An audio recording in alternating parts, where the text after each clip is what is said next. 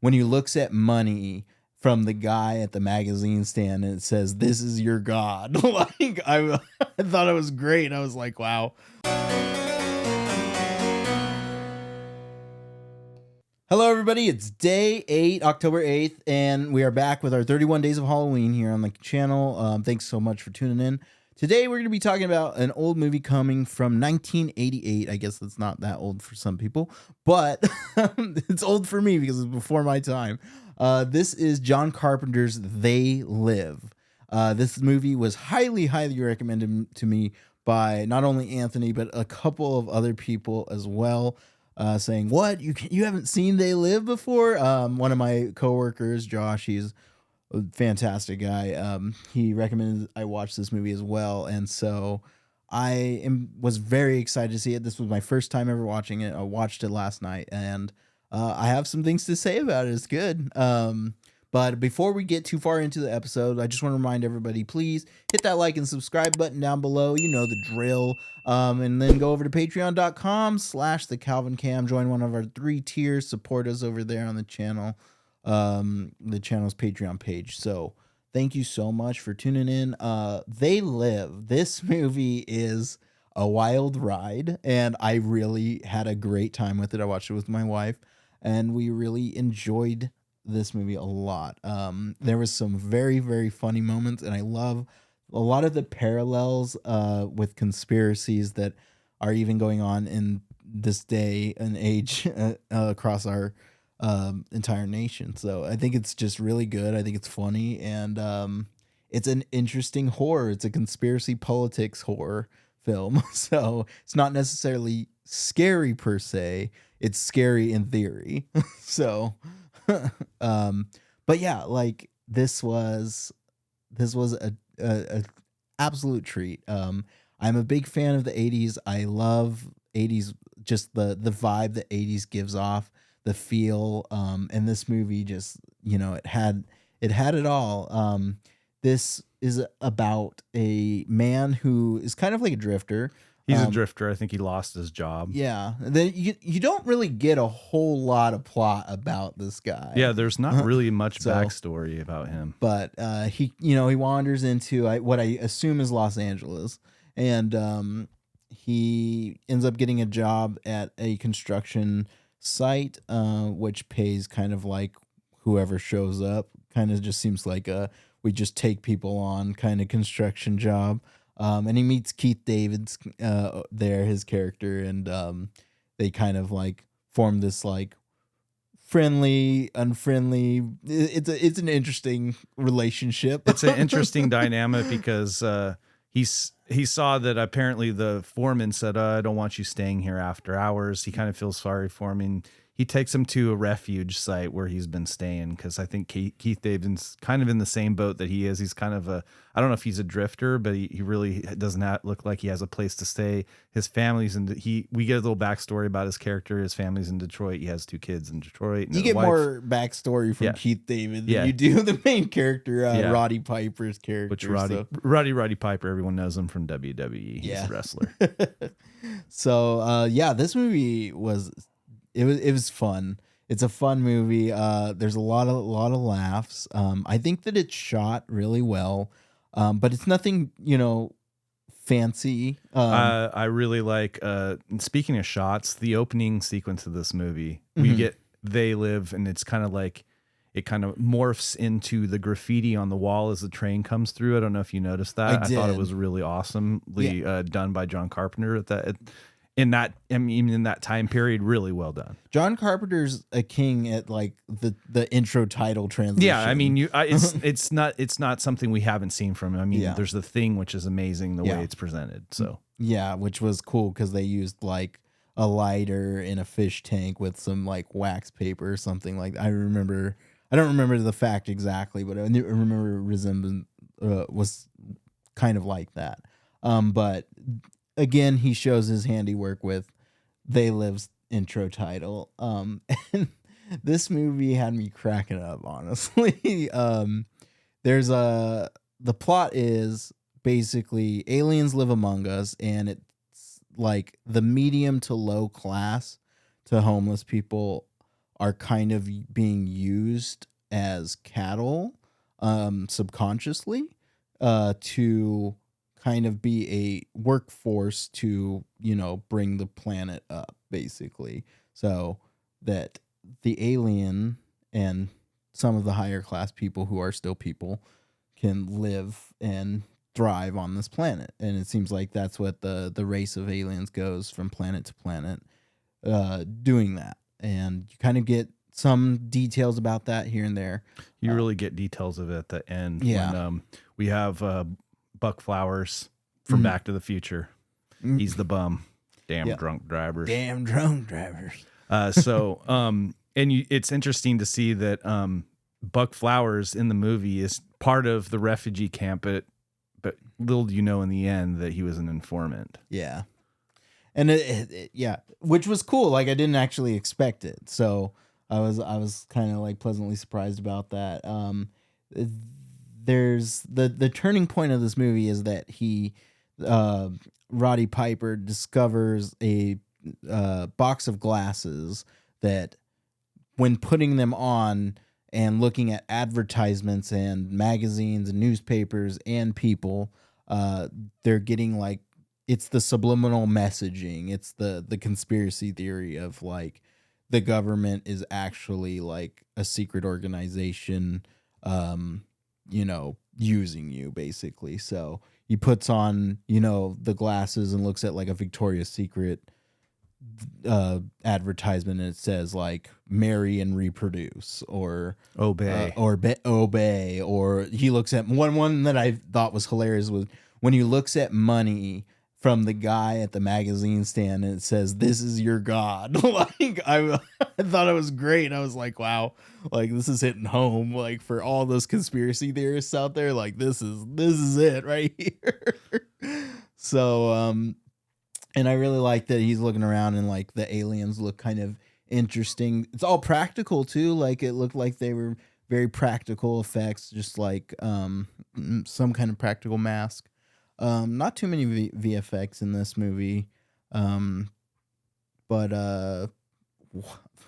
one of my favorite parts had to have been, I think this is where I like knew exactly what this movie was when he discovers this world through the glasses, and he gets pulled over by the cops, and they corner him in the alley, and they're like, okay, come with us, nice and slow. We'll talk this out. We'll figure something out. And the cops are aliens.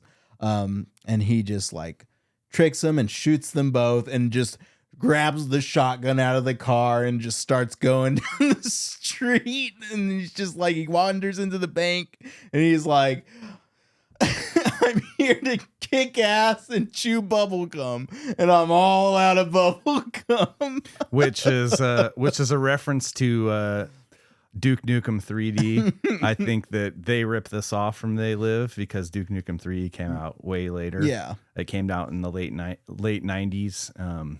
3D Realms and Apogee. Like, it's cool. I didn't even know. I mean, until I recently watched this movie, I didn't watch it in the 80s because I didn't really know that much about this movie, because it kind of flies under the radar. Oh, yeah. But yeah. So I thought that was a cool reference to that. Also, we have Meg Foster, which plays like, she's the executive that works at the radio station. She's the one in Leviathan, which we reviewed earlier on day 4. I recognized her immediately. Yeah. So she basically helps Rada's character like for a second, and he kind of like trusts her, but truly she's another informant for the alien species. And then another part when he's like blasting people in the bank, and one of the aliens is on their communicator, and he's like, he's here, white male, the funny part his description, all that stuff, and he's like, mama don't like no tattletale. Oh yeah, that's when there's a saucer camera that's flying around when he shoots it. Yeah, there's that too. Don't like the tattletale, or he says no, it wasn't that. It was it's the guy in the bank. Yeah. Yeah. No, but the thing is, there's no, not just that lady. There's all of them saying they're all on their watch. They have a watch, and that's how they communicate to everybody else is a watch. And that's what they were saying is like, we've got this man. He's this, this, and this. And I love it. And there's a hilarious fight with Roddy Piper and Keith David in the alleyway, and when he's trying to show Keith David like the truth. And he's like, I don't get the fuck away from me. I don't want to put on no glasses. And they just like, oh my God, it's hilarious because they're just throwing each other around. And there's a point where he like smashes the back window of his car, Keith Davis, and he's just like, he starts laughing. And I don't know if it was intentionally made for him to laugh right there, but like he starts laughing and I just like lost it too. Because I am all for the cheese of 80s action, and this was like everything that I wanted. So yeah, it's great because he's like, I don't want to fight you, and then he breaks his window and he's like, oh, I'm so sorry. Yeah. Just like sincerely sorry. And then they just keep duking it out. Yeah. Until he actually knocks him out. And he puts the glasses on and picks him up and he goes, look. And then just the way that Keith David's character, like you could see it in his mannerism. He's just like that. It's so funny. It's just hilarious. So, yeah, this is a great movie. I don't want to like say that this isn't worth your time, but if you don't like 80s, you're not going to like this movie. I'll say that. This is a really great film. And I highly recommend it to any 80s lovers out there. So, I would give this film personally, I'd give this film around a 3.5 to 4 stars. I think 3.5 to 4 stars. We'll say 4. We'll round up. 4 stars out of 5. I think this movie is fantastic. It's fun. I'd watch it again, at least a couple more times. This is solid. So, critically, I think this movie is probably like a 2. But that's my opinion. What'd you think? What'd you give it? This movie's great. This is a solid 4 for me. Solid 4. Yeah, the whole 80s whole 80s thing, all the cultural references to it, just the way it's just 80s practicality, practical effects are just awesome. The pacing is it's got pacing issues, but whatever. There's not much to the characters. At least you get some backstory of it, but it's more it's just an 80s thrill ride. Yeah, it's just literally what it is, but it does it well. So it's John Carpenter and he does it well. So 4 out of 5. All right. So let's get into some fun facts, and I'm actually looking forward to the fun facts on this one. I mean, we should have some good ones, so hopefully. Here we go. John Carpenter brought real homeless folk into the production for several scenes and smaller characters and gave them food as well as paychecks. I thought that, quote, I thought that was pretty classy thing of him to do, said Roddy Piper. So that is cool, though. It is. It's great. It was Roddy Piper himself who came up with the now famous one-liner, I have come here to chew bubblegum and kick ass, and I'm all out of bubblegum. According to director John Carpenter, Piper had previously written the line in his notebook of potential verbal bits during his wrestling career. He shared the notebook with Carpenter, and they agreed that this particular line fit the character and the film perfectly. Piper went on to use it at a wrestling match later. Nice. So very nice. Let's see. Roddy Piper, being a married man at the time of filming, refused to take his wedding band off. That's why in several scenes you can see he's wearing a wedding ring. So that's humble. It's humble. He's faithful to his wife. Yeah. After Nada kills several ghouls, and exits into exits into a side street, he comes face to face with a human cop whom he disarms and tells to leave. The actual phrase he used is beat your feet.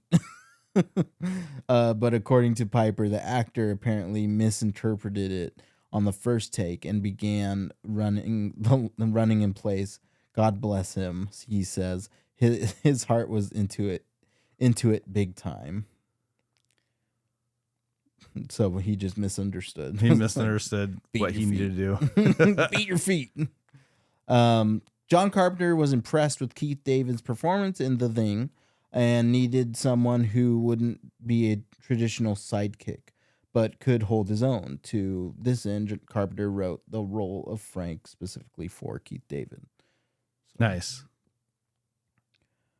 One of the Alien TV broadcasts refers to the director by name. The Alien commentators, who look a lot like of Siskel and Ebert, are complaining about sex and violence in the media, and the dialogue breaks off with the words, "Filmmakers like George A. Romero and John Carpenter have to show some restraint. They're simply," and then it cuts. Yeah. That's funny.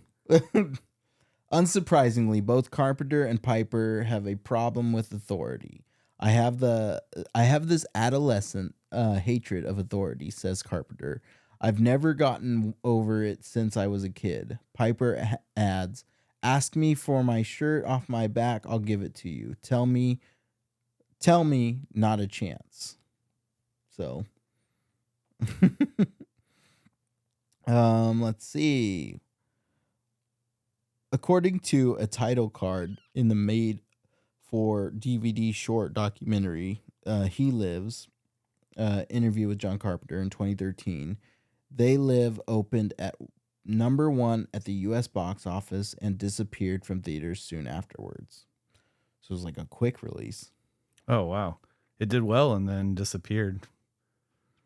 Which is funny because, I really haven't heard of this movie until you recommended it. And then, once you did, several people mentioned it to me, which I thought was funny. Yeah, it's a great movie.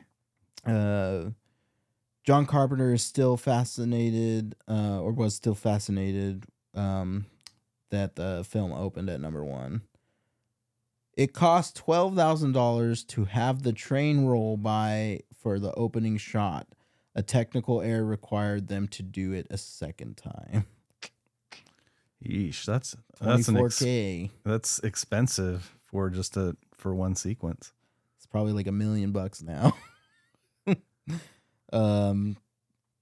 The abandoned, overgrown locale where the homeless camp sits is still undeveloped. And let's do one more. The sunglasses, called Hoffman lenses, are named after Albert Hoffman, the creator of LSD. Oh my God. Interesting fact. Yes. I love this. Oh, I want to do one more, okay? Okay. Life's a bitch and she's back in heat is Randy the Macho Man Savage's favorite line in the film.